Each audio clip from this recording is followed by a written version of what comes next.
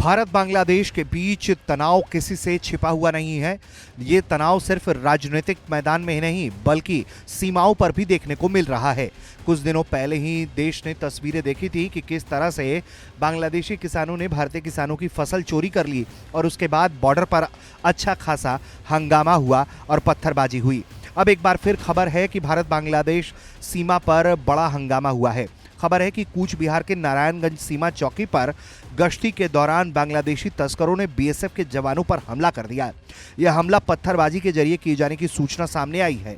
बताया जा रहा है कि बांग्लादेशी तस्करों ने पत्थरबाजी शुरू कर दी जिससे बीएसएफ जवान के सिर में गंभीर चोट आई। यह घटना 20 जनवरी साल 2025 की बताई गई है।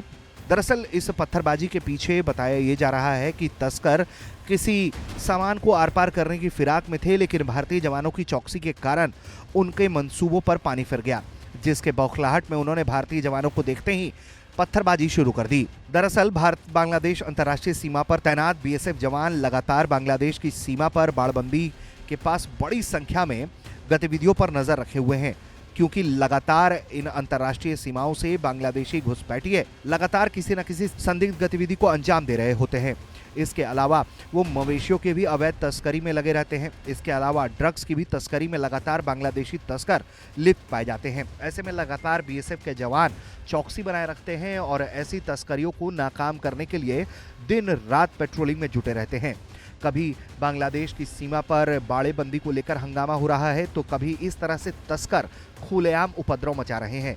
ऐसे में सवाल उठता है कि बीएसएफ के जवान तो चौकस हैं और इन तरह के तस्करियों को वो पकड़ भी रहे हैं और नाकाम भी कर रहे हैं, लेकिन बीजीबी के जवान क्या कर रहे हैं? ऐसी परिस्थितियों को देखकर सवाल ये उठने लगा है, क्या बांग्लादेश बॉर्डर गार्ड तस्करों को आश्रय दे रहे हैं और अपने आश्रय में ही इस तरह की गतिविधियों को वो अंजाम दिलवा रहे हैं? यकीनन भारत बांग्लादेश के बीच रणनीतिक स्तर पर भी बातचीत जारी है और बॉर्डर पर भी बीएसएफ के कमांडेंट वक्त वक्त पर एक दूसरे से संपर्क साधते रहते हैं, लेकिन जिस तरह से बॉर्डर पर हालात बिगड़ रहे हैं और जिस तरह से बांग्लादेशी घुसपैठियों और तस्करों का मन बढ़ा हुआ है, उसे देखकर लगता है कि बीएसएफ आने वाले दिनों में जल्द ही बॉर्डर पर कोई बड़ा और कड़ा एक्शन ले सकती है। ब्यूरो रिपोर्ट, भारत तक।